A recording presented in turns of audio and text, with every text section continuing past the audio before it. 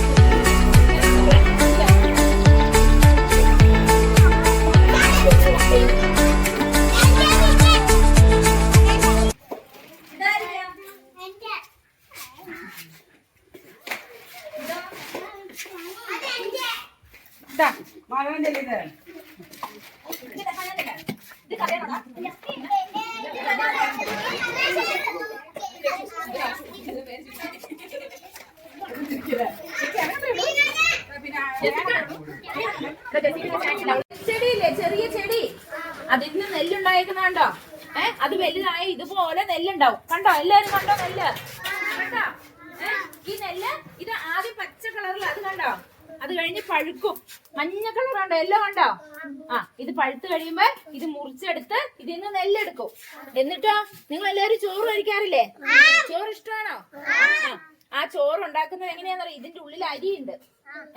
ഇതിന്ന് അരി വേർതിരിച്ചെടുത്ത് അതുകൊണ്ടാണ് നമ്മൾ ചോറുണ്ടാക്കുന്നത്. നെൽച്ചെടിയിൽ എന്താ ഉണ്ടായേ? നെല്ല്. നെൽച്ചെടിയിൽ എന്താ ഉണ്ടായേ? നെല്ല്. നെല്ലിൽ നിന്ന് നമ്മൾ എന്താ എടുക്കുന്നത്?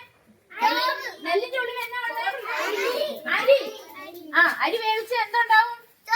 ചോറുണ്ടാവും. എല്ലാരും വെജിറ്റബിൾസ് ഒക്കെ കൂട്ടി വായ നിറച്ച് ചോറ് കഴിക്കോ? ഇറച്ചി മീനും മുട്ടയൊക്കെ കഴിക്കോ? ഓക്കെ. അതിന്റെ കൂടെ വെജിറ്റബിളും കഴിക്കണേ. കഴിഞ്ഞ ദിവസം നമ്മൾ കഴിച്ചതിന് ഫ്രൂട്ട്സ് കഴിക്കില്ലേ? മെഷീനിട്ട് പൊളിച്ചെടുക്കുമ്പോ അതാ അതിന്റെ ഉള്ളിൽ ഇതാ കണ്ടോ അരി കണ്ടോ അരി ഇതുണ്ടോ അരി കണ്ടോ കണ്ടോ ഈ അരിയല്ലേ വീട്ടിൽ ചോറ് വയ്ക്കുന്നേ